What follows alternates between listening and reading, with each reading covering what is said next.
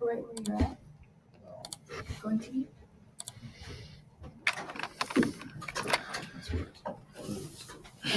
All right, so I'm actually really excited about this presentation. As exciting as you can get about, something nerdy as stormwater and hydraulic design.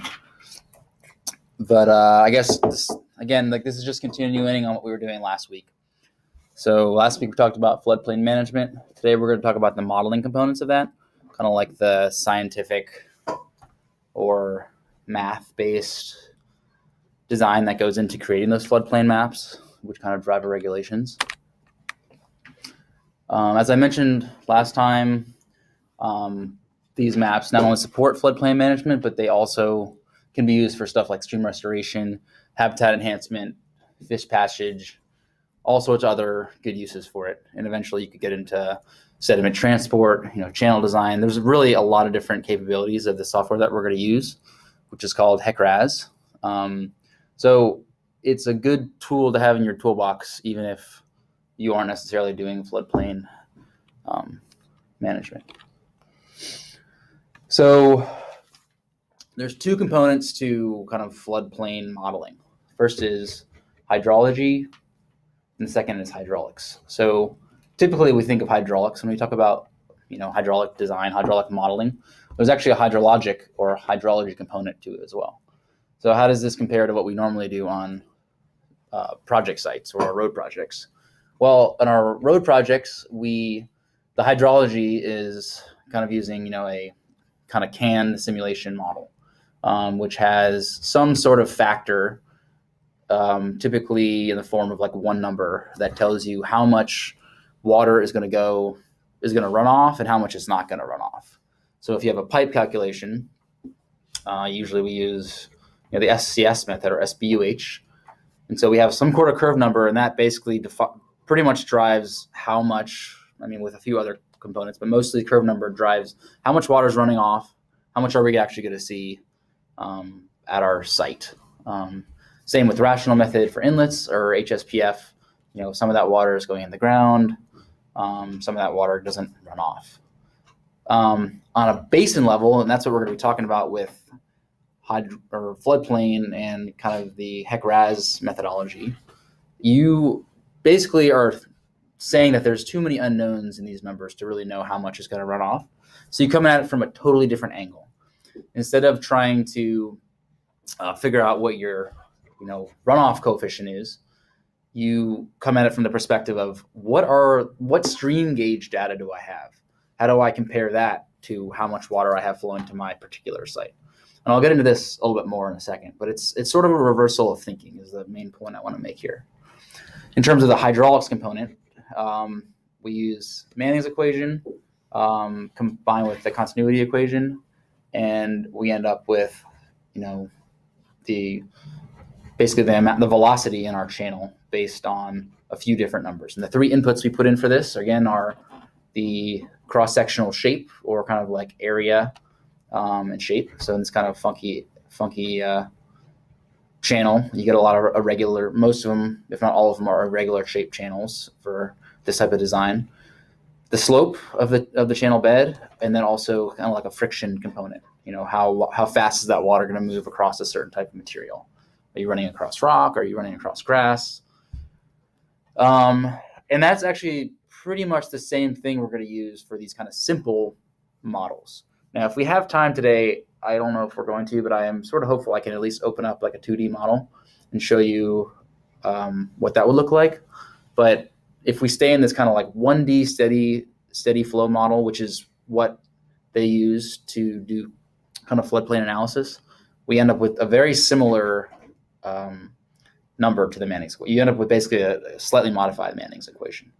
So I mentioned steady flow, and I mentioned 1D model. So if you think about a model, there's kind of a couple categories it could be in. It can basically be 1D or 2D, and I guess you could theoretically have a 3D model as well. But when you think about it, think about the dimension that the flow is traveling. So if it's flowing in one direction, then it's going to be a 1D model. If it has the ability to flow in one direction or another direction, you'd almost need more of a grid type setup, and that would be a 2D model. And then a steady flow versus non-steady flow. Steady flow basically means that the flow rate, the amount of water going into your channel, is going to be constant. So we basically just figure out what the 100-year flow is. We put it in our model and try to figure out what the inundation area is and the base flood elevation for that particular flow rate. And that's typically what is done for almost all these models that we use. Now you can also have a non-steady flow model, which is what we use for detention modeling, for trying to figure out like a huge watershed analysis. And that would basically be like your typical hydrograph where water is flowing in slowly, kind of goes up, peaks, and then kind of comes back down. You can also do that in this modeling software, but it gets quite a bit more advanced. So anyways, steady flow and 1D modeling is what we are going to focus on today. So before we jump into the hydraulic piece, I want to talk about the hydrology piece. So how do we figure out, we have some sort of spot we're trying to figure out, some house or whatever, some stream. We're trying to figure out how much water is going there. We're trying to figure out what basin characteristics there are. We're trying to figure out what sort of stream gauges are nearby or stream gauge data can tell us. Then ultimately what we're trying to figure out is the 100-year flow rate, or potentially a lower flow rate if you're concerned with that. So there are basically, USGS sets up or keeps track of, I'm not sure if they totally manage all of these, they basically keep track of all of these different rain gauges throughout Clark County, throughout the state of Washington, and actually throughout all of the US.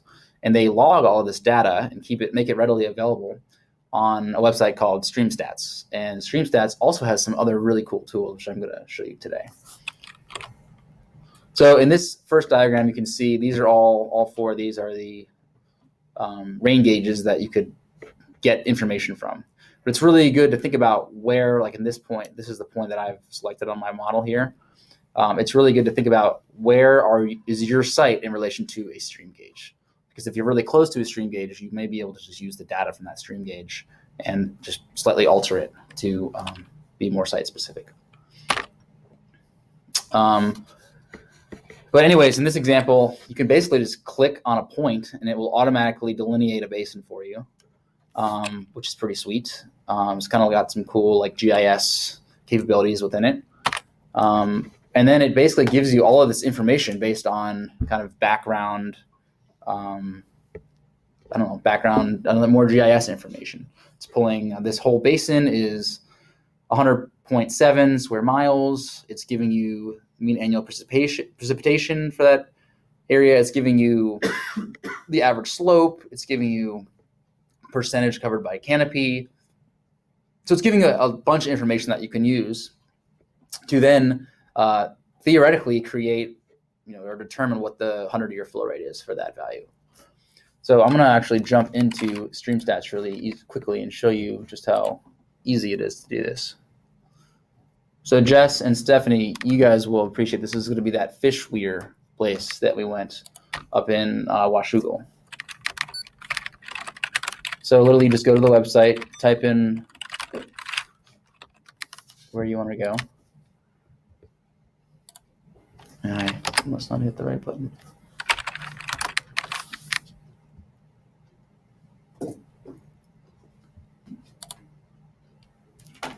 And now it's asking me Oregon or Washington. Now I'll get into this a little bit later, but there are certain, I guess you could call them regression equations for each state. So each state has essentially tried to compile all the data for their stream gauges and turn them into a relatively simple formula to use to determine what your 100-year flow rate is.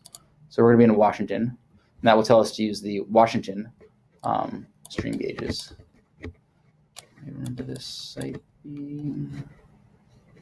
Not that far down, right here, this weird little bend.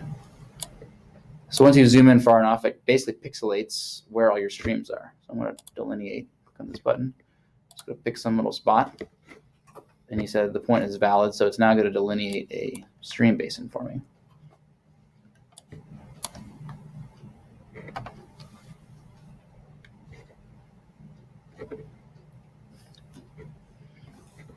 I believe this is the right spot. Maybe I'm in the wrong spot. That looks right. So now that I've delineated my basin, I, basically automatically does it for you. I will say that it's going off of, pretty crude geometry or a DEM model or contour data. So for example, like if you zoom in a little bit, you can see there's like some areas that are kind of crossing roads. Like that's not actually going to happen. If there are any catch basins or pipes in this area, that's not going to be accurate. So if you really wanted to dial in and make sure this is perfect, you can actually go in and edit your basin. You can add or remove different areas. So yeah, that's especially if you're in a more urbanized area, I would definitely say that you should definitely do that.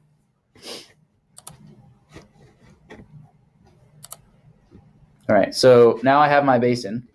So you can actually download it as a shapefile, which is pretty snazzy if you want, or we're just going to continue along here. And it basically gives you two different options. One is what's called a regression-based scenario, those kind of regression equations I was talking about earlier. Or you can just download the basin characteristics for your file and manually calculate them. Now, I would typically say regression-based scenarios are the way to go. It will literally just click on a button and it's going to tell you what your 100-year flow rate is here. It's that easy. However, for whatever coincidental reason, the state of Washington has been having some issues with some of their regression formulas. And so they're currently working on updating them. They could be done in a week. They could be done in a month or two. I don't know.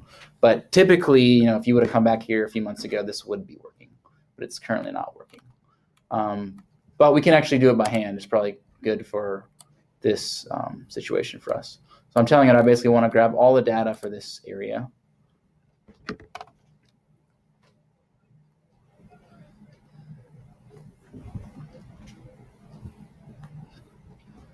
And then, voila, I now have, again, this should be roughly the same. This is the same area I did before. So 101 square miles, mean elevation, 100 inches. Basically a bunch of different data that we can then throw this information into an regression equation, and that will give us a 100-year flow rate. So I'm going to talk about three different methodologies to determine what the 100-year flow rate is for this basin. And the first one is going to be regression equation. So I kind of mentioned this a couple of different times, but basically what the state of USGS did in the state of Washington, and I think they did something different in the other states, is they split Washington into 4 different zones. 1, 2, 3, 4. We're currently in zone 4, which, as you can see, actually covers a little bit of Oregon, and it covers quite a bit of area that has very different soil, forest, precipitation data as we do. But they kind of lump these in what they felt like were meaningful numbers. And they came up with this formula right here. Q equals A, big A, little b. Like, what does all that crap mean? Like, it's kind of doesn't really make a lot of sense. But basically the long and short of it is these little exponents and little variables are all basically constants or coefficients that vary depending on what type of storm you're looking at. So you're really, if you want to calculate the flow rate for that stream we talked about earlier, you are really just putting in two variables that you're going to pull from that big data table, area and precipitation. So in our case, that 101.69, then we have an average of 100 inches in our drainage basin. And that is going to, right there with, making sure these variables are correct for the type of storm you're looking at, are going to give us 16,207 for our 100-year flow rate. Or if we wanted a 2-year flow rate, it would be 5554, which is pretty cool that you can just generate it based on, two pieces of information. But then it starts to make you wonder, doesn't it matter based on how much forest cover I have? Shouldn't it matter based on all this other information? Shouldn't there be a lot more variables? I mean, I'm trying to be pretty accurate. But based on the statistical analysis that they've done, they've determined that in this region, adding those other variables didn't have a big enough effect to actually make them basically worth putting into this regression equation. But this is basically our magical regression equation. And so, any point in this area, theoretically, you should be able to throw this in here. But as I mentioned before, what if we're in Washougal? What if we have, 60% tree canopy versus much closer in where we might have 10 or 20% tree canopy, you would see much different numbers. So this is really not the most accurate number to go off of. And the whole point is that you're trying to cover a huge area. You're trying to come up with some sort of value. But this is kind of, in a way, sort of similar to what we get when we do like the SES method or the rational method. There's just a lot of generalizations that go into it. So the next option would be what's called the stream gauge option, which is essentially looking at nearby stream gauges. And in this case, we have one just downstream, which is incredibly handy. And basically trying to figure out what is the 100-year flow rate at this point, and then can we just compare the area going to this, and are there any other, there's a slight exponent number as well. This is actually the same B coefficient as in this model, and this B varies based on the storm event. But yeah, can we, basically say, okay, well, we had 101 square miles here. We probably only have like 120 or 110 here. So if we know what this value is, we know for sure we have actual stream gauge measurements. We should be able to figure out what this one is, right? Makes perfect sense. And so that's basically what this methodology is showing you. So we'll just look at the downstream stream gauge, and when you're in stream stats, I'm not sure if you can just, oops. I think I meant.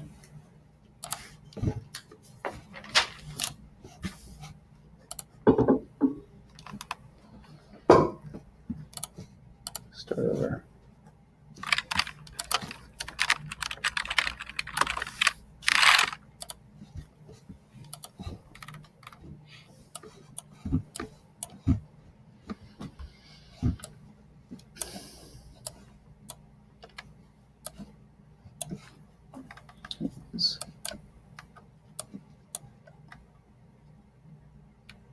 So that stream gauge that we were interested in, you can literally just click on it. And there's two links that we'll get. One is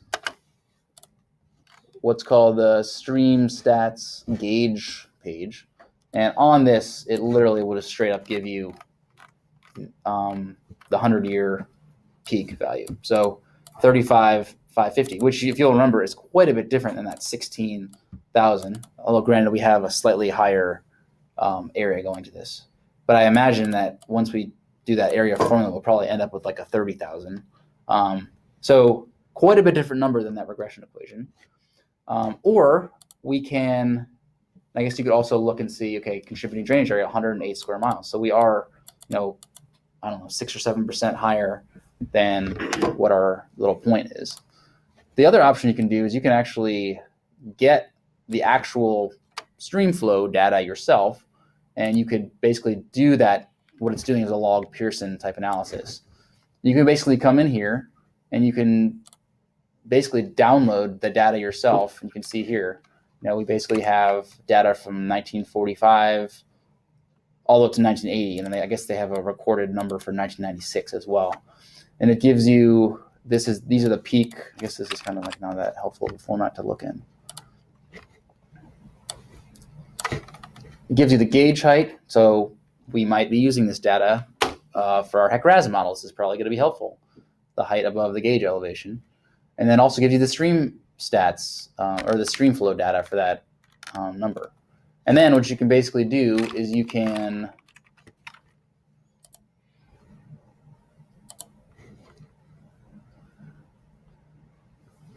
I believe it's this one.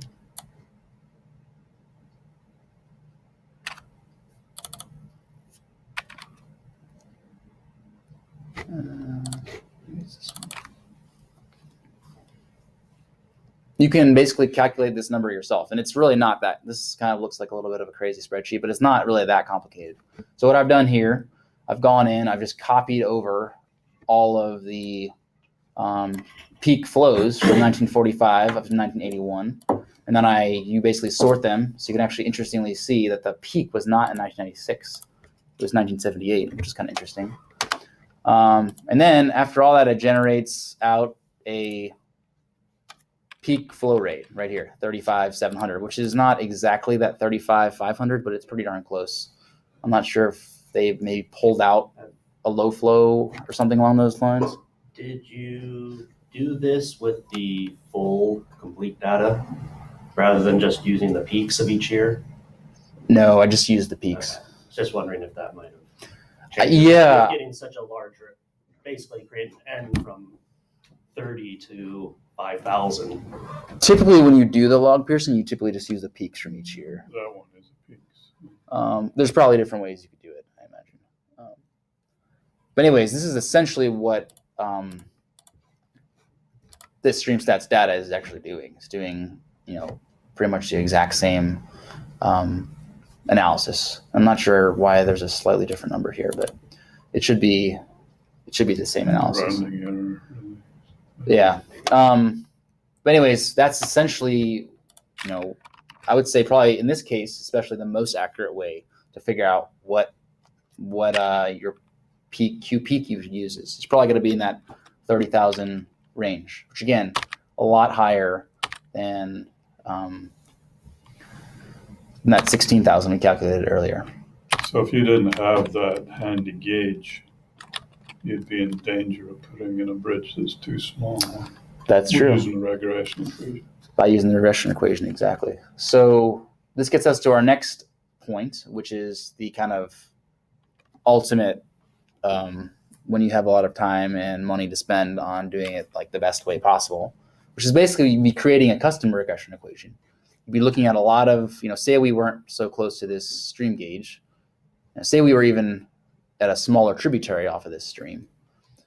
You could look at all the surrounding stream gauges, and if you really wanted to go big, you could probably make one for all of Clark County, and you could essentially do a statistical analysis to figure out which of those variables in that chart we showed earlier,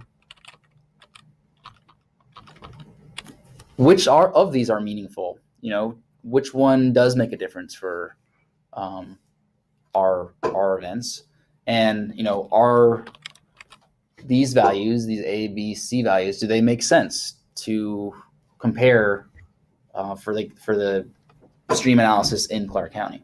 So if someone ever we're looking for a big back burner project to put on their list, this could be something you could theoretically do. But again, this would be really valuable for us, and it would be kind of the next level of hydrologic analysis.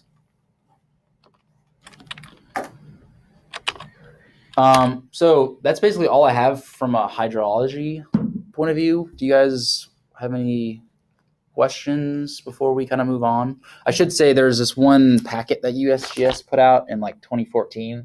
It's basically like description and explanation of all of how to use stream stats and then the like science behind all of it. So if you guys ever are more interested, that's a really handy packet to read through. Just one following on my last thing with the bridge. So the stream, you could be doing a stream structure, and so regression equations are traditionally used by biologists and all the rest, and these regression equations are probably quite good, and they'd be good for that purpose. But if you get what I just said earlier about the bridge, big expensive structures, you're going to want to pick and choose and compare different hydrology methods to get at. And I was a little surprised how far it was off, because the regression equations should be incorporating all the gauges, and you were right close to the gauge. So you wouldn't think it was that far off. Now your target with hydrology is a very inexact science, but your target with hydrology is you got to recognize it's not exact. It's never going to be exact. So that's the first thing you got to know. But your target is 15%. You want to be within 15%. And so we were like 100% off there. So it's not, they're not really hitting a hydrologist's target with these regression equations. So they're good There's nothing else we can use, but they're not perfect. And watch it when we've got an important situation where bridges are low, even for the FEMA program. The one saving grace is, although there's a big difference in the flow rate, it might only be a couple of inches error when you run it through the model, stuff that Paul's just going to be showing you. It's just another piece of hydrology. It's very cool. It's on a computer. It's wonderful for me because it's all hand calculation, going to libraries before. So it's absolutely wonderful, but it's still only some equations. It's only as good as the data they collect and how well they process that data. So that was a bit far off. A little surprised. Yeah, if you get in the weeds a little bit in some of this USGS thing, they have confidence limits for. Yeah. So this is beyond those confidence limits. Well, in the example they gave, their want to be 90% confidence. Their flow was 3,200, and they said the 90% confidence limits. Okay, I'm gonna have you guys guess what they are. So 3,200 is the flow rate. Guess what the 90%? Like we're 90% sure that it's within these boundaries, like a low and a high. That's the flow rate for what period? This is just an example they did in the book. So you're saying 30,000? 3,200. 3,200. My guess would be 90% is 1,600. We'll do a low and a high. I'll give you the low. The low is 825. So 5,000. 12,000 is the high. So there's a huge bit of variability in some of these numbers. Well, so two things that I would add to keep in mind is, it's nice to have a stream gauge nearby that we can true it up to. But oftentimes, if as you pointed out, as you go up in that basin, you get in areas where we don't have data, and then it may be all you have is a regression formula to work with. The nice thing about hydrology, though, is oftentimes for us, we aren't necessarily putting in those structures, but we're dealing more with sizing ponds and looking at development. And what the hydrology does provide you is a before and after comparison. So even if you're not right on with the real world, at least you're designing for a changed condition, which is pretty well reflective of your site. So, yeah, and that's what it does provide you. So, yeah, that's a good point. I will say one comforting thing about, at least in our area, not using like slopes or forest cover is that you could be confident that at least the regression equation is not going to be like, oh, when we recalculated these regression numbers, that was before they did all this development in this area, and now the flow rates are way higher. They will be way higher, of course, but at least it's not supposedly reflected in the number that we use when you use a regression equation. So it's super cool that they've collected everything and made it so user-friendly. Totally. But they're still the same. The practice hydrology has not made some giant quantum leap here. We've just got a better library, and a computer will crunch some numbers faster than we can calculate them. That's all. But it is super handy. Looks beautiful to me because I had to do the old. And I will say again, like getting that area right is pretty crucial. So if you are doing something like this, trying to make sure you dial in that area correctly is important. Curious what it would give us. It's Carbon Creek or Salmon Creek. All right. So next step is you figure out your flow rate. How do you put that into a model? So basically there's a few different ways to do it, but kind of the traditional way that I've been doing it is you take our data from GIS, which you can basically pull LiDAR data, and then you can throw it into CAD, create a surface from it. You can draw in, alignment and some cross sections, and then export all that data out into HEC-RAS, and I'll show you how to do that. But that's essentially what we're going to do. So if you don't remember how to get this data from Maps Online, the key is finding this land records tab. And then if you click on the sections button, it gives you this 24136 value, which is like the magic number to remember. So then we would basically just go into LiDAR. I know there's some newer LiDAR out there, but I know this one works, so I'm just gonna do this. 24136. So anyways, you could just grab the data from there and it'll just give you a ton of points. And then you can export that into HydroCAD.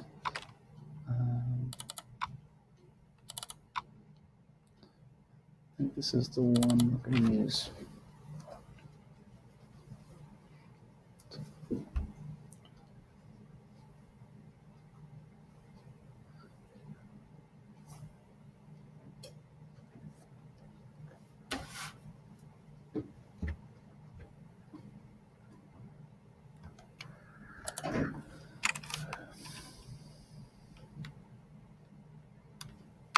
So I typically make a new, I pretty much always do this. I make a new CAD file. So we have like our design section template, and then I highlight all of those points. And if you have multiple of those LiDAR pages on top of each other, it's like can be a ton of data. You can have, you know, thousands and thousands of points. It can actually take a little bit of time. It's a little bit frustrating, unfortunately.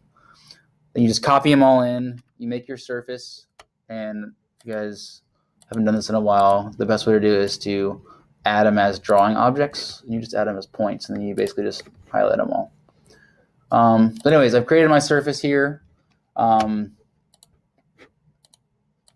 After I make my surface,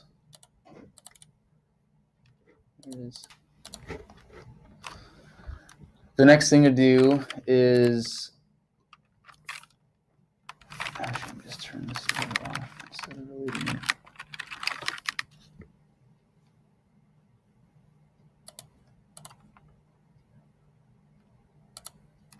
Not sure why it's not working.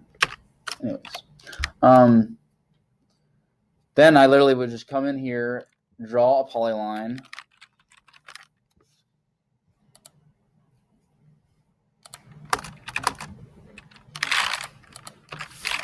And you make sure this is actually kind of an important thing. You want the polyline to, or the alignment to have the 0 or the lowest stations at the bottom.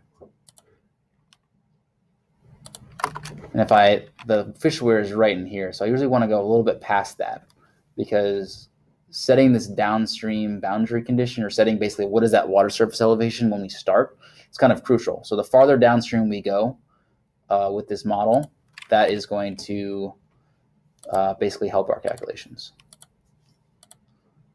And another thing that I'm going to notice in here is that when I draw my cross sections, they're potentially going to be crossing over here. So that's something else you want to kind of think about. These bends are actually quite tricky to do, but it's good for this example. So I come in here, create an alignment from object.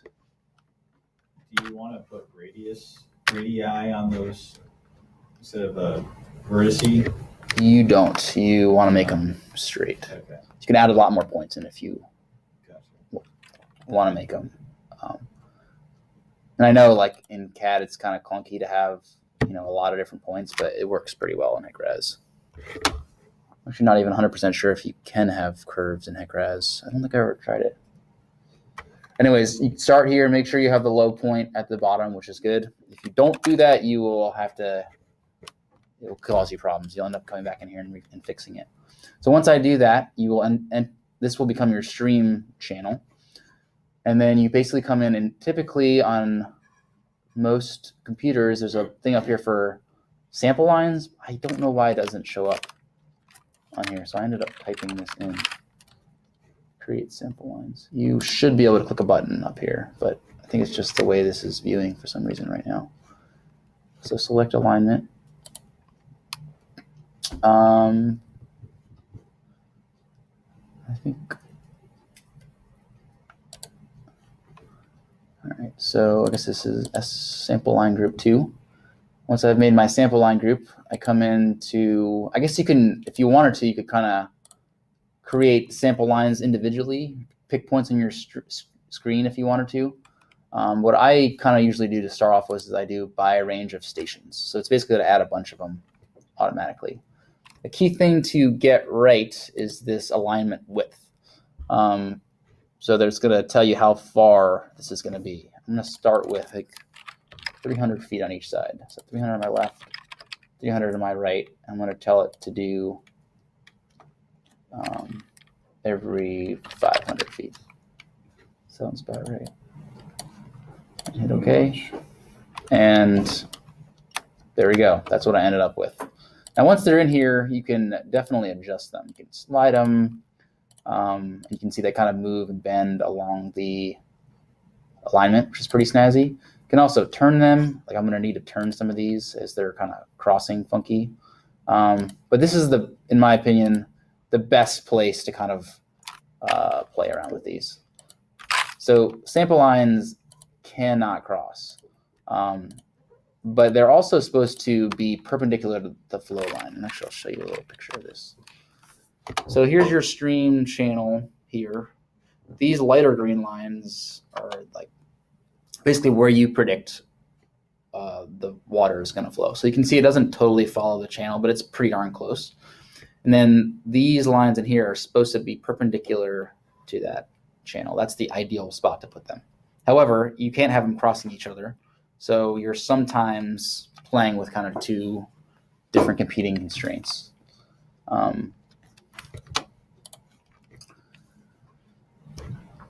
So anyways, you can play around with this as your heart's contented. In areas like this, you're just kind of, I mean, you can come in here, you can bend them a little bit if you need to, but actually there's only a certain, I guess I clicked that wrong button here. But yeah, again, you're playing with this question of where is my stream flow line? Am I really going perpendicular to it? You can also just delete them out of here if you have too many. So then once I like where all of these are, which feeling okay about it,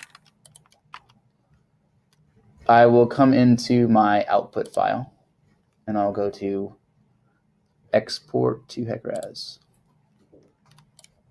And not on the site. I think I'm on alignment 2 actually. Call this Rashul. You can also put in riverbanks, and I'll explain why these are important. But these would basically be lines that are kind of on the outside here that basically define what is in your channel of your stream and what's kind of on the more out the floodplain part of the stream. Which I did not put those in, so I'm not going to have anything in here. I literally just push this export button. And I'm going to put this in a geo file. So that's the kind of file it will call this Fisher 3. Should take a second. If it goes like really fast, then you know you've probably screwed something up. Occasionally you get, it doesn't pull the data correctly. And it's probably something to do with your surface. So right here, I look at this data file. It has 58 kilobytes. That means there's data in it. Sometimes it's 0, and then you're like, what did I do wrong? You can open it up as a text file, and this is all the sample line surface points, pulling all this stuff. So anyways, HEC-RAS can then read that information. Before we do that, we're going to do one more thing. HEC-RAS also functions, actually basically needs some sort of DEM file or surface file, but it can't read this file from CAD, so you can actually export your surface as a DEM, which you can make it into a file that HEC-RAS can read, basically. This can often take quite some time to do. Like if you are looking for stuff to do on your lunch break or something, you can set it. If you have especially a bunch of different LiDAR data, it can take half an hour or more, and it really consumes your computer's usage. So it's It's a good thing to plan ahead for. There's two options of data type. We want to do the TIFF type. I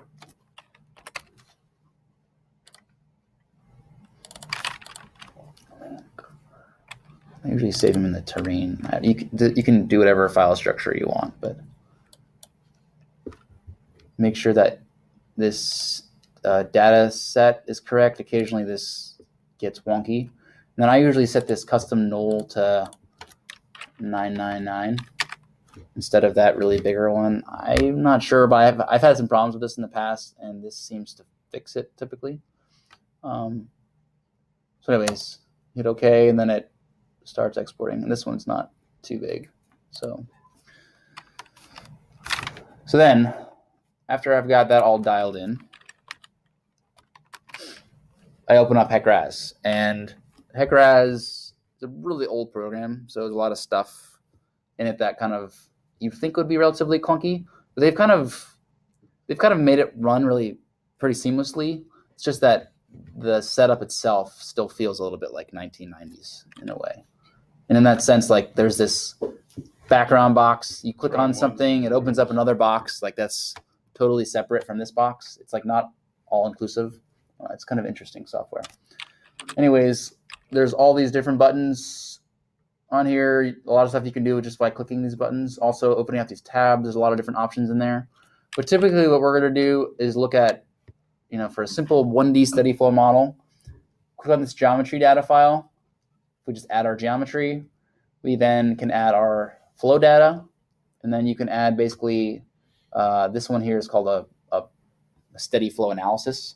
So the flow analysis basically tells you which flow data and which geometry to use. But with these three buttons, you can basically set up a model. So there's a lot of other cool stuff you can do in here, but you don't need to necessarily use it if you're just doing something simple.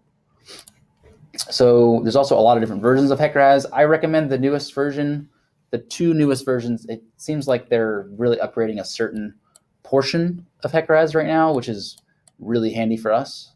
So the newer models are, I think the 5.05 is the latest. So first thing you do is you come in and set up a new project. Hydraulic files. I'm going to call this Fish Weir 3.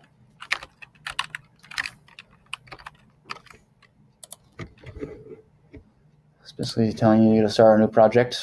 Click on my geometry button right here. This is where I can just import geometry data. And from CAD, you want to do the GIS format, even though you would think that maybe it would be this HEC-RAS format. But this is the one you want to do.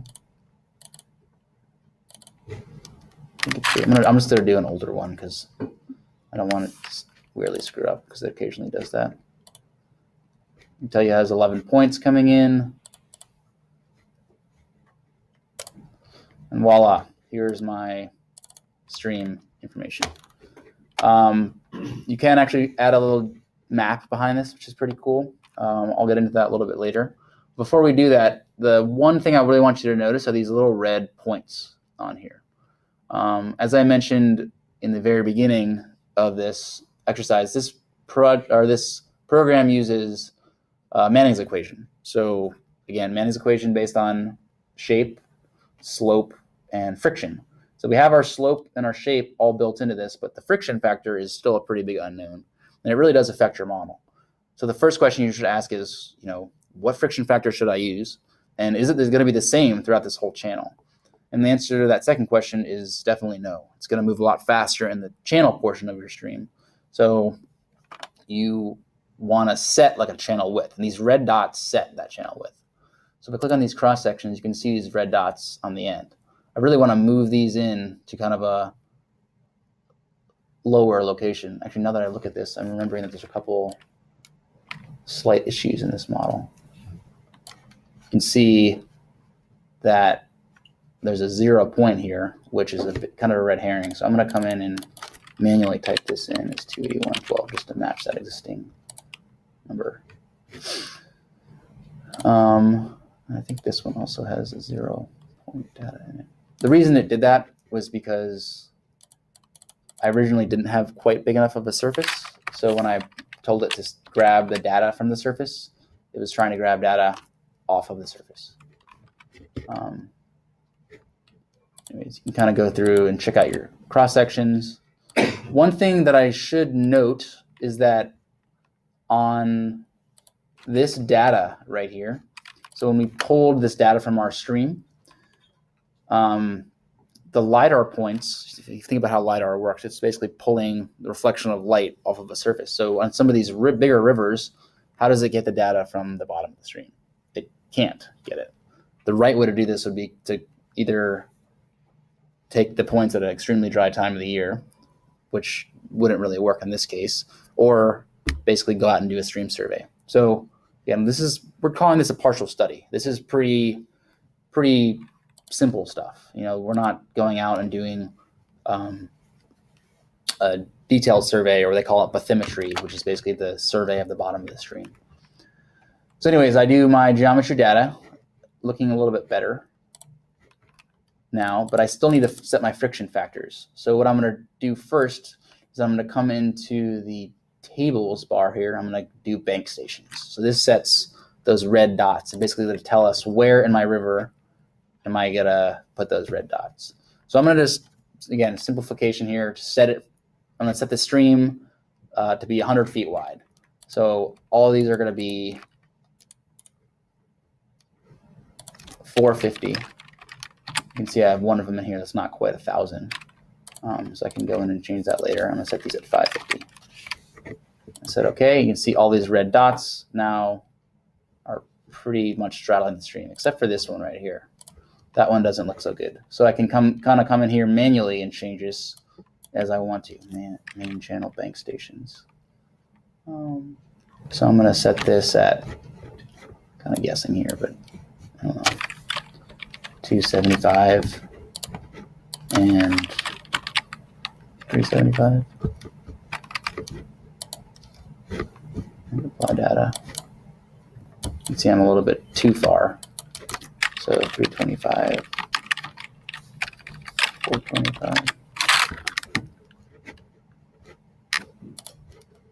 Yeah, maybe, well, I guess that's close enough. Anyways, you kind of get the point. You can play around with this for a while. And if you did do a stream survey, you would probably also have someone out there measuring and showing photos of what the actual material is. Is it rock? Is it grass? Is it shrubs? Like, how is it actually going to function? But for this simplified model, we are going to, after we set our stream stations, we are going to come in here and set our Manning's N values. And you pretty much are always going to have at least 3 Manning's N values, one for middle of the channel and one for the outside of the channel. So I'm going to come in here and I'm going to set the outside channel at 0.01, and I'm going to set the middle of the channel at 0.05. And we could talk about this for a long time, but just these are relatively normal factors to be used for stream channels. Once you come in here, you can now see that we have Manning's values of 0.1, 0.05, 0.1. And if we did have some survey data and we could basically see where our channel is, you could adjust this value as needed to kind of try to simulate what you think the stream channel is going to be like. Oftentimes you might actually run the model, figure out where your floodplain boundaries are. Maybe you do that for a 2-year flow to figure out, what is your channel width, and maybe you adjust it again after that. So it could be kind of iterative. Anyways, once I have this data, I'm going to come in here and save my geometry data. Call it Geo3.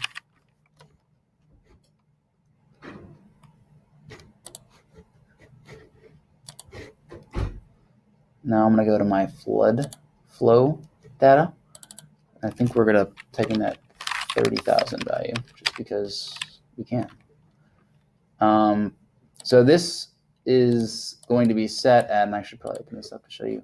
This is going to be set at this 3,500 station. So basically the end of the stream. If I wanted to, I could come in here and add, we say we had a little tributary coming in here, or say we knew, at this point, it's actually only 2,800. Now you could actually come in here, and you could add in, a different station, add flow change, and you can basically tell it a different quantity of that value. But for this example, we're just going to have this kind of one value. You can also add in multiple, what they call them, profiles. And these profiles are basically different storm events. So I can actually come in here and edit profile names. I can call this my 100-year, call this my 2-year. I'm going to call this, I don't know, 10,000. One other thing you have to do, and this is to make the model work, go to reach boundary conditions. And this is basically telling it like what water surface elevation do I start at. And if you had a stream gauge nearby, you could theoretically actually know what that would be. You could put a known water surface elevation. In our example, what I often do for these simple models is I just basically put in normal depth, which is basically a calculation that uses the Manning's equation. And basically, the lower slope you have, the higher the water elevation is going to be. So if you put in a relatively low slope here, like 1%, you're going to have a relatively conservative starting value. Or sometimes you even put in 0.05%. Now you could go into your DEM model, try to figure out exactly what that is. If you're doing a more advanced model, you probably would. But for this example, we're just going to put this in. You just only need this downstream boundary condition to start. So come in here, save flow data, flow 3. And now we're going to do this steady flow analysis. And basically this is just telling you which geometry file I'm using, which steady flow analysis I'm using. So you just come in here, save this, plan 3, plan 3. And I'm not actually sure what this floodplain mapping even does. Maybe something to look up at a later date, but I'm not really even sure what this checkbox does, but it runs something. If we were trying to calculate our floodway, we could come in here and go to encroachments and add like a 1 foot encroachment. So that's basically how you would figure out what the floodplain or floodway boundary would be on your floodway. So at this point, I'm just going to come in here and hit compute. My model runs. And now when I go back into my geometry data and click on cross sections, it has a water surface elevation in here. If I right click on here, I can open up, right now I'm just showing the 100-year. I could put both of them in there if I wanted to. So now I can see my 2-year elevations.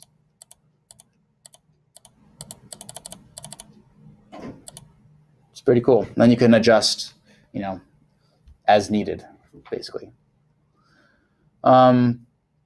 So how do I turn this into an inundation area that I can then export into CAD? So as I was mentioning before, there are some really cool tools that HEC-RAS is working on right now.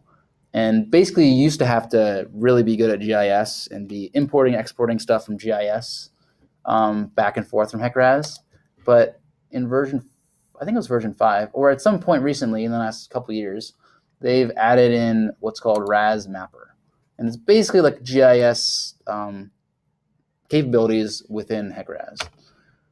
So when you open HEC-RAS-Mapper, this is not only to be used for importing, exporting information, but you can actually, you can use it to view your results really well. So now that we've run our model, we can actually already see quite a bit of information. So I can turn on my river, my cross sections, I can turn on my results.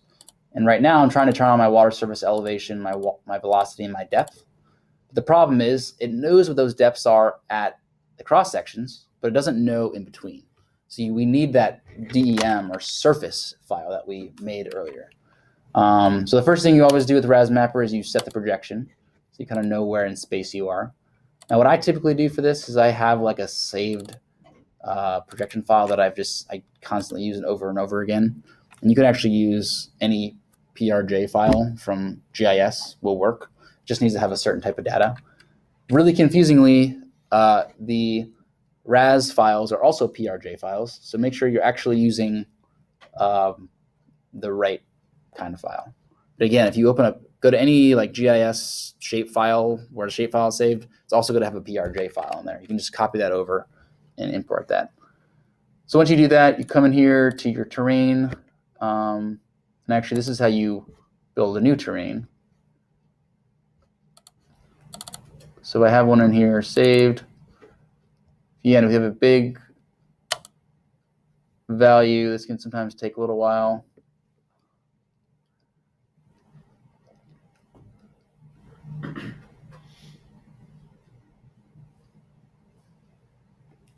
But this one's not too big, so it should work. Voila, there it is. You can change how it looks if you want. Once you have your projection file in there, you can actually also come in and add Google Satellite or whatever to your project, which you can't see. It's hard to see both of these at the same time, but it's a good check to make sure you're kind of like in the right space. Sometimes you can come in here and do like a little bit of transparency if you want to like have both of them showing. Another really cool thing is once you have all this information in here, if you go back into your geometry file, you now can pull in your web imagery, and for whatever reason it's not working, but usually you can do this.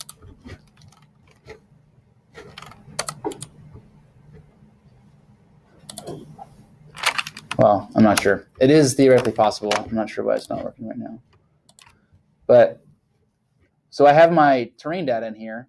Now I can literally click on my depth and it will automatically tell you, how this is going to flood, which is pretty snazzy. Because it now has the projection file. One thing I would notice is that like these 2 points seem to be going to the edge of my cross sections, which suggests that it's actually going to be going farther out past my cross section. So I might want to go back in and actually make my cross sections farther, or really think about that bit of information. Velocity. Something is going on here.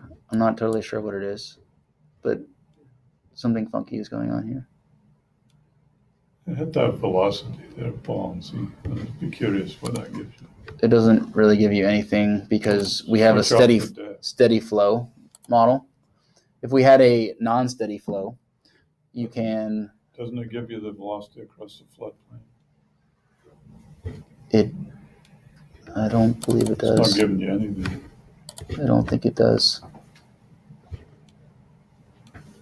What I was getting at is 3 feet per second is a dangerous velocity. Above that, if you've got a house in the floodplain, and so you'd want to see in that area that Washoe's a dangerous river.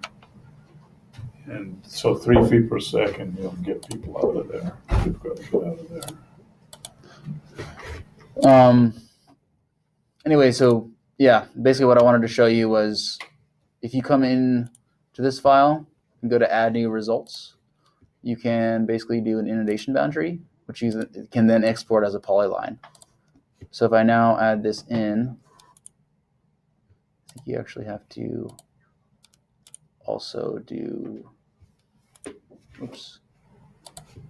I think I have to compute this first. You can then right click on it, export layer, save features to shapefile.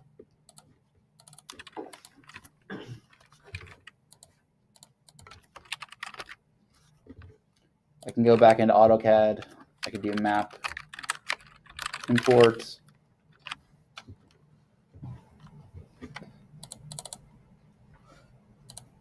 And now I have my, that I just deleted. I have my, I wonder if you can explode this.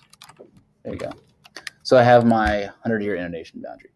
So yeah, basically that is the simplified version of like how someone does this type of modeling. So I have some other cool stuff I can show you, but this is probably a good break if you guys have any questions about like this simplified methodology. I was wondering if you could comment on, you mentioned the LiDAR is just going to reflect off the water surface at the time of the LiDAR survey. Yeah. How much effect does it have on, say we don't have ground ground survey out there, we don't know the stream depth or the true cross-section below the water. How much effect would that have on what you're I trying think to it would have a model? good effect. And I think one of the main reasons it have an effect is because the channel is the fastest flowing part of the river. Yeah. And so not only is it really determining where your channel widths are, so it's kind of driving that, but it's also driving, the fastest flowing part of the river, even though it might seem like a small bit of area. It really does make a huge difference. I would say especially for the lower flow events. For a larger event, it'd probably have less and less of it would matter less and less. I had some of my notes I'll run through. Usually use 200-foot sections, especially with computers where they are now. I start with that. But then when you get a structure in the river, like a bridge, there's going to be transitioning a lot through that structure. So you might, I think you set up maybe 4 or 6 sections around the bridge, and that'll get it contracting into the bridge and expanding beyond the bridge. Yeah, actually, this is a good segue to open up another model. So we actually have a lot of floodplain models that FEMA has made, and we have them basically saved in our where are they saved? Under floodplain. I went through and sorted all of them because they were kind of scattered all over the place. But a good one to look at would be, we could just look at the Washougal. There's a bunch of different models in here. I think this 2017 firm. Jerry's models. Hey, John. This might be that new model that they recently did. So I think under simulations. So yeah, you can kind of see. And these are all the cross sections that they have. I don't know if we need to see all of them.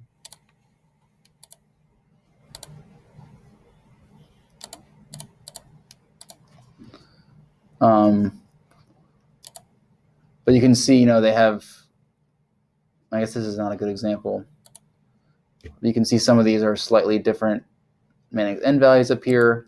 And that should be like a telltale sign when you see a bunch of different Manning's N values in here, more than 3, and they're not like all the same for the whole river. Like usually people will do kind of what I did, which is like 0.1, Well, for the 0.05, or maybe you have 0.12 for the outside. But this tells you that they've done a full study. And when someone's really thought through where these bank stations are going to be. Additionally, there's bridges in here as well, so you can see like water would be constricted by going under this bridge. I don't know if there's any culverts. Does the bridge routine pick your sections for you, or do you have to still set them up? You have to still set them up. So you can see this is what John was talking about, where you have a bridge, and you have 2 right here, and then you have kind of 2 upstream here. This is pretty typical how you'd see like cross sections around a bridge. It looks like these ones have green dots as well as red. Is there a differentiation, or is it just the next dot out would be a different color? I'm not 100% sure. I think it Roughness, Change in yeah. roughness. Yeah. maybe that's what it is. Maybe there was some trees came into the floodplain or something. There's, you're up and running now on this software, I guess, like we are on these other things, but over time, you're gonna have to absorb it. The folk that work on this, they do nothing else but this, and they're real experts. And it's almost an art picking where your sections are and kinking them just right and all the rest. So you need to absorb that stuff over time. So it's kind of like the TIR manual. I can give you a copy of a TIR manual, get you up and running. Over time, though, you need to really learn the stormwater ordinance yourself. It's the same with this. So you can see they have, it's great software, the but flow. you got to learn that as well. can see they have the flow changing at certain stations along the river. And then for their boundary conditions, they use a known water surface elevation. So they're probably using stream gauges at certain stations. Are any critical reaches in the Washoe in that study? Supercritical. I don't know. Maybe. I think we should look into that. Because it's a very steep river. I wouldn't say so. Remember, I learned the trick is subcritical, supercritical. If you were to throw a rock in the stream and it ripples upstream, it's subcritical. If you throw a rock and it only ripples on the downstream, it'd be super. Interesting. I never heard that, but And so I makes sense. driven that structure quite a bit, fishing and just hiking, and it's pretty quick. Interesting. The thing is, though, with super and subcritical, thinking in terms of the LE River, which is Concrete River. With those rivers, you can picture going over a weir. It's going from subcritical to supercritical down the face of the weir and all that. But I think it's a lot trickier in a river because each little rock's a piece of supercritical going to subcritical, so it has this washout effect to where a supercritical river slope kind of acts more like a subcritical when you model it. So I'm curious, Washoe would be a river where they might actually model reaches of it as supercritical. But for a lot of rivers, they'll have what you're saying is going on in some of it, but the best way to model it is as subcritical. Right. So there's stuff like that, and there's complexity to it, but one thing we can certainly do is we can pull up, these are very good models. These are completed by the guys that do nothing else in floodplain modeling all day long. And we have them, and we can go in and play with them and make minor adjustments, get to learn them. We'll have an accurate model where you've made a slight change, and so you'll have a good result.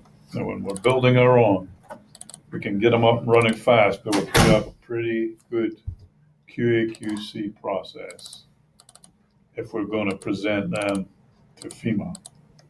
So the process we would use for that is the LOMAR process. And when we get good at this, we'll be doing LOMARs. But we've got to get quite good at it because we'll be dealing with guys who are experts in it. So it's another thing everyone, I think, can get started on it. The software is wonderful, but you've got to absorb the expertise over time to the point where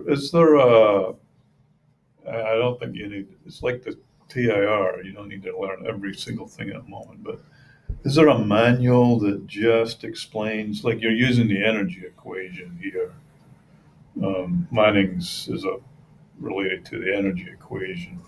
Is there still a HEC-RAS model that is just, this is not the user manual for the software, it's just the theory into it? Yeah, I guess a couple comments. Still have that. So like there is two manuals. Well, there's probably more than that. Two main manuals. One's for how to use the model, and one's for like the hydraulic math within it.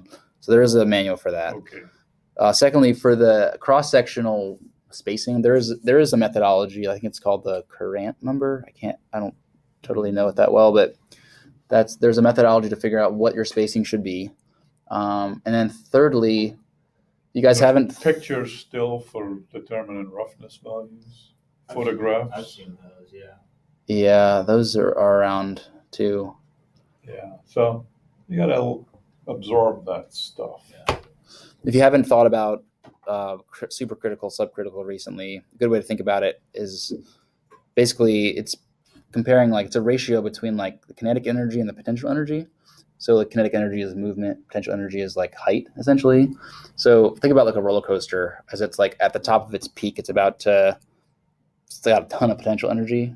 It's not going fast. At the bottom, it's got a lot of kinetic energy. So the ratio between those two is basically what the supercritical, subcritical is.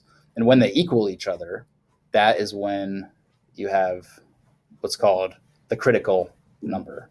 So when they equal each other, I think that was even something in here, critical depth. That's like a very common hydraulic When term you to get your under- printouts, you'll- understand. Comes around on the chart. Totally. Yeah. But essentially, supercritical flow just means it's moving fast. Subcritical flow means that the water's high, water level is higher. So it's some ratio of those two different things. So when they're critical, that's what they call a Freud number of 1. Yeah. And if you can, similar number you're maybe familiar is Mach number, which is when you go from Mach, as we call it here. Mach, okay. Mach number. Okay, I was like, Where you break the sound barrier. Where you break the sound barrier. So that's another similar kind of number. All right, I have a couple more things I want to show you. It sounds like we have a little bit of time. So I talked about how to bring data into HEC-RAS, like from CAD. But I'm going to show you with some of these new ResMapper tools, you can just do it within ResMapper itself, which can be significantly easier and faster, but is, potentially not as accurate because I think it's a little bit easier to draw within CAD, but maybe that's just me. So you create a new project, and I'm going to look at, I don't know if you guys remember from that other presentation I had, the very end, I had this funky one, not the bathroom, the one with like the house between the two creeks. So I'm gonna pull this one up real quick. So you make a new project, and then instead of going to the geometry data, you go just straight to your ResMapper here. And they actually just added this feature in like the most recent version of HEC-RAS where you can draw geometry data within ResMapper.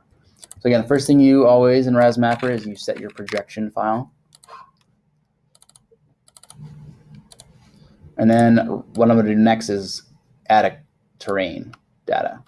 So when you go in here, you have two options. You can create a new terrain file from some sort of TIFF or other type of acceptable. I think TIFF is the one to use here. This turns that TIFF into called an HDF file. Alternatively, you can just add one that you've already made, which is pretty handy as well. So I think this is my terrain file. Here we go. So once I get this data in here, I'm basically going to draw my alignment in. It's just going to pull those elevations straight from this surface file. So I'm going to come in here, add new geometry. Call this 3GO, or I want to call it 3CR. I don't know why I picked that. But come into my rivers, and this is sort of like how you edit within ArcMap. Come in here, edit my thing. I'm just going to draw something in.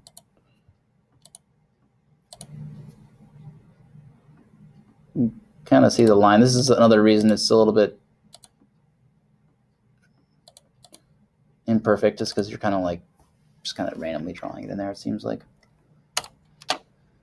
Once I draw that in, I'm actually going to draw my bank lines in this time. I did not do that when we were doing CAD. Actually, I screwed this up. You want to always draw when you're drawing in ResMapper. You want to draw from the top to the bottom. They say it as a fish or as a boat flows downstream. That's what you want to do. So I messed that up. I'm glad I remembered now instead of later.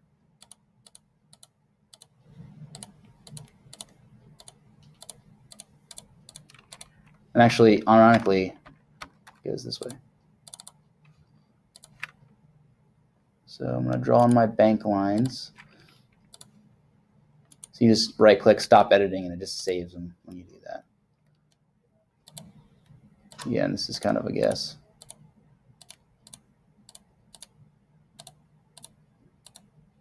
That's really good.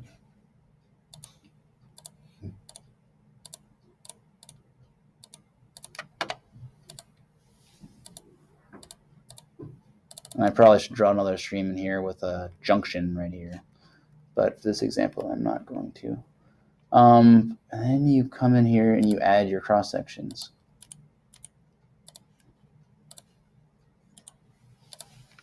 So again, I'm just going to kind of clean this a little bit.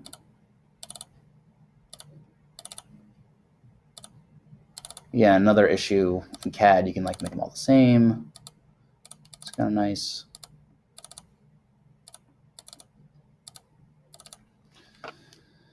Basically, I just come in here and I save this. A lot of these other 2D Manning's N, a lot of this stuff you use when you're doing 2D modeling. And when you do 2D modeling, you really get into ResMapper a lot, which is kind of cool.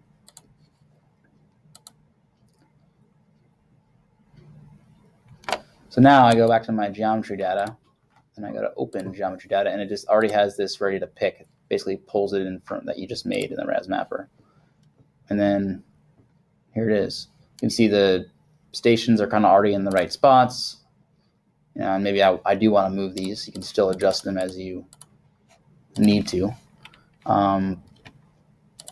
You still need to come in and add your Manning's values.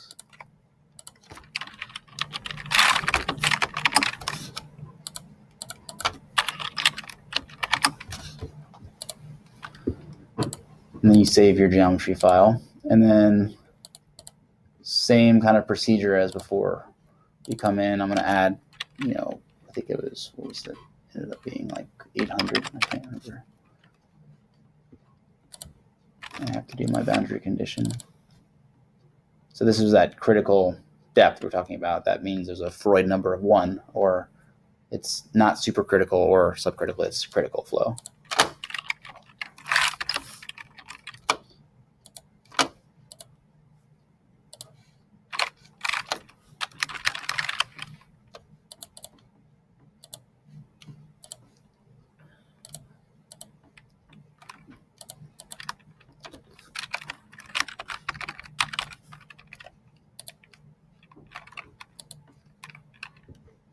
Let me run this. And then now I go back to my ResMapper, and kind of, you know, drew in, you know, your storm event. So that's a really snazzy tool you can do to, you know, do it really quickly. So did they develop this ResMapper for the 2D and know they use it for the 1D? Yeah, I still have 10 minutes. I'm gonna do a new project, and maybe I'll be able to show you a quick 2D model. I'm not gonna save this.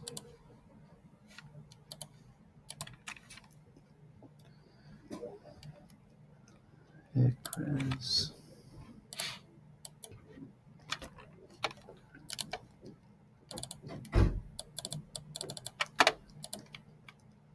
I'm gonna call this actually the wrong folder. Res files.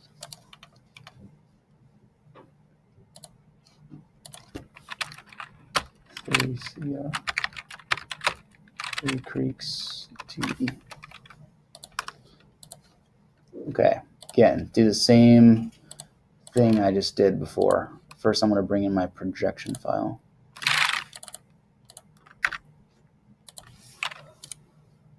Bring in my terrain.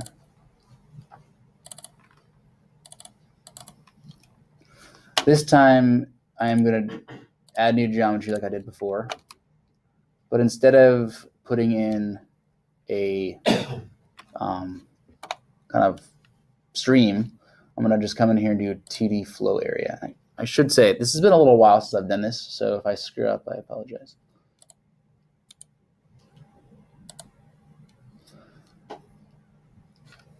I believe you want to first come in and draw on a perimeter. Just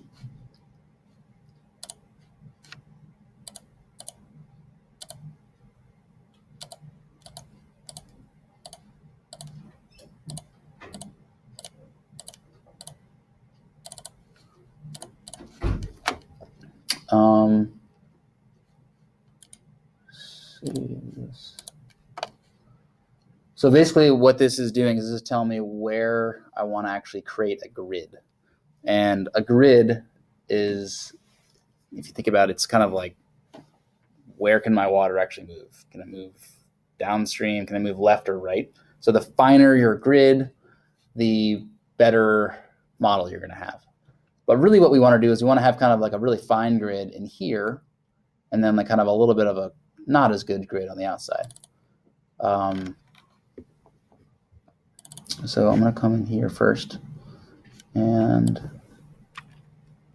you can actually just have a fine grid all of it, or is that computer limited? You could do a fine grid for all of it.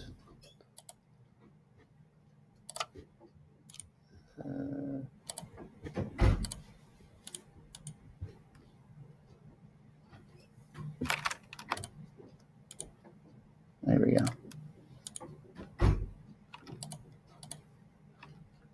It's not working.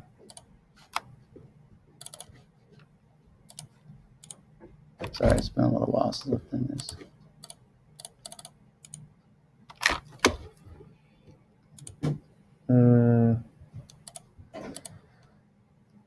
Sorry, I'm running out of time here. Open attribute table.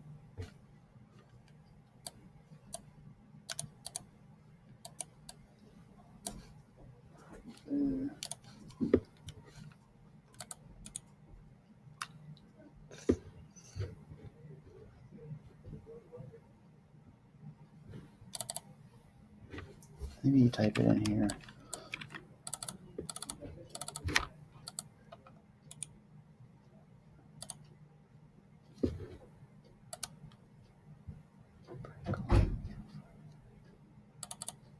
Sorry, I know this is really easy. I'm sorry I can't figure it out.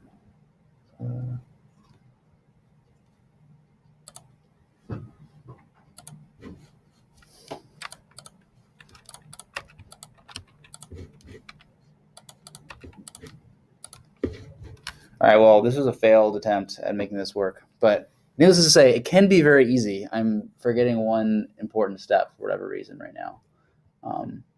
But needless to say, what you would do is you would basically make this region, and you would turn this into they call it a mesh. You have to edit. Looks like it didn't load your mesh, so there's an error down there. Yeah, at it the needs bottom. one side. Okay, I think this is probably what happened. Okay, this is it. I guess they had to be edited. Okay. All right. I'm back in action. So I'm told it to do my grid be 100 by 100, and you can see the mesh that it made here. And you might think, that's pretty good. But you can kind of see what it looks like as you get finer or less fine. It also attributes a Manning's n value to each of these points. So that's kind of another crucial part. You actually really want to have friction factors behind, almost like a different layer of friction factors that would be modified, that would vary based on where you were in the stream. So with that perimeter, and I can basically come in and add a boundary condition.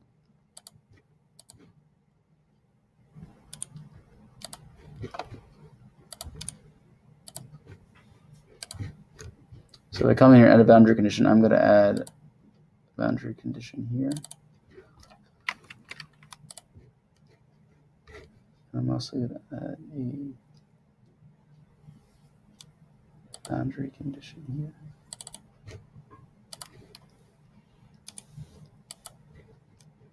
So these are going to be external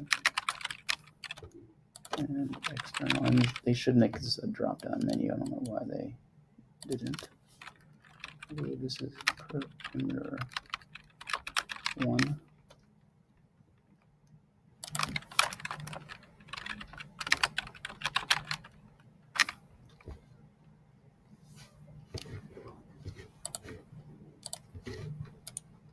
Should work.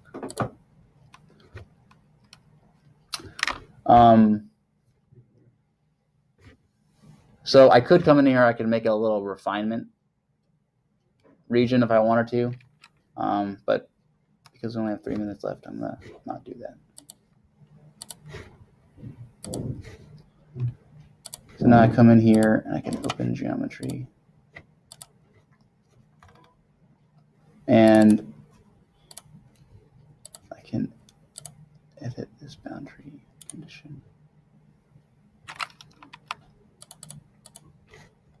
Boundary conditions.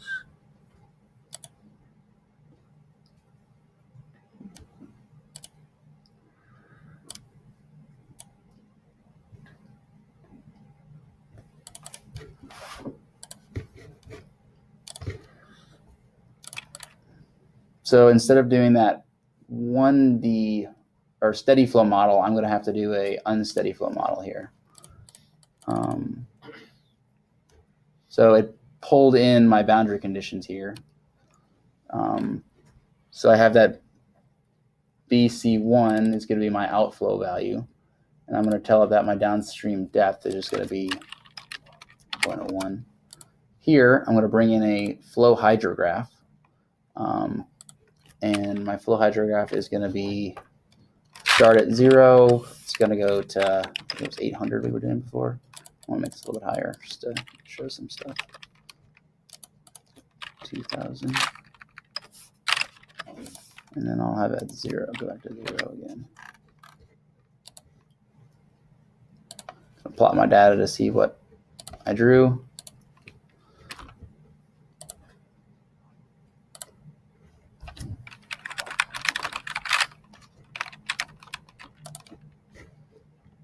I think that is enough to run it. There's a very high possibility this is not going to work, but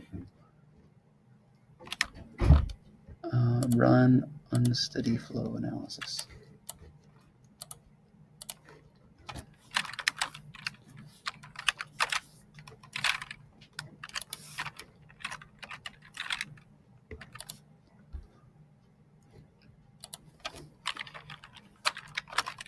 Jan, if you do it, 01.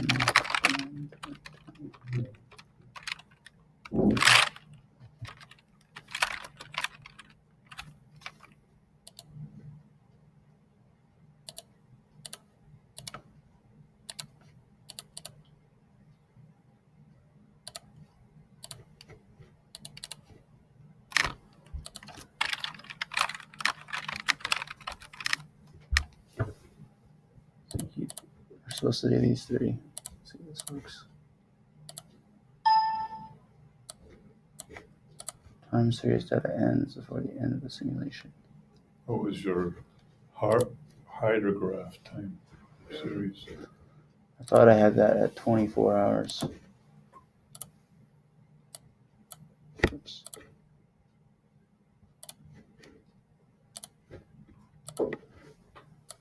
Zero to 2400. Oh, it looks like I have this at. I don't know why I did that.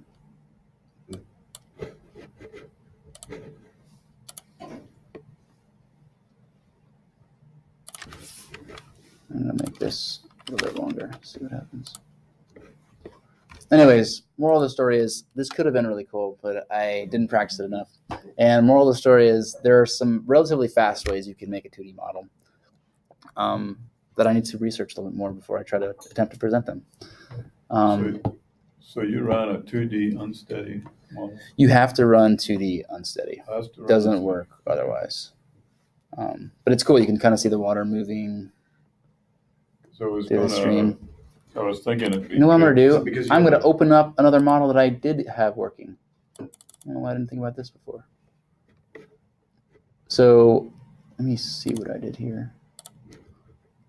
You got it. Oh, I did. I should have done the same The day. time series was just a 24-hour period, and you're trying to run it for 2 or 3 days. I think you're right. That must be what I screwed up on.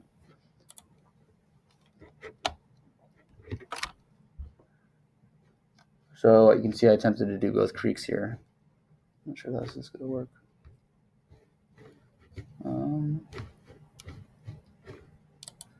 going to rerun my results.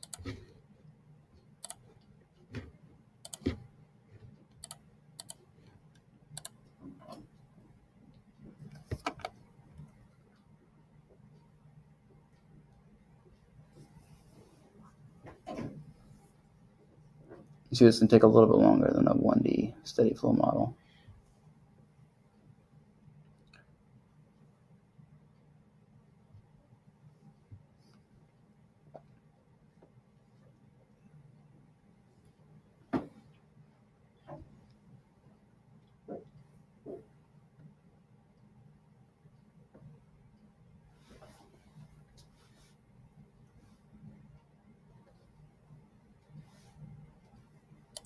Okay, let's see what we got.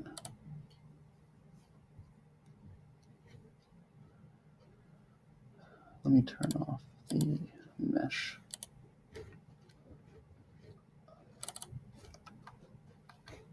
This is showing the max depth.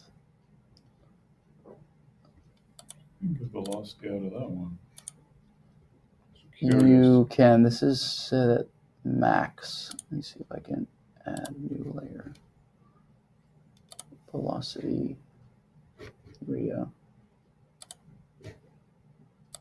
All right, so you kind of see how, you know, your streams sort of, It's all low velocity. it's not that, yeah, exactly. So this is the unsteady you're showing here now. This is the unsteady you can see over time. Hmm. You can also push the max button and it shows you the highest point. Say we did water surface. I think the depth is actually usually the easiest one to see over time. I'm not sure if that's the best color to use, but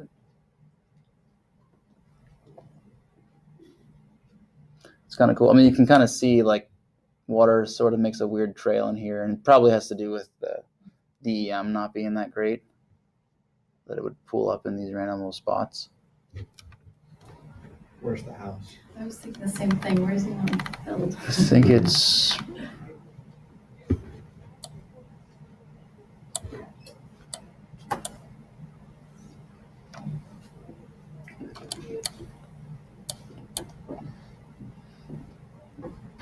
trying to remember where he is.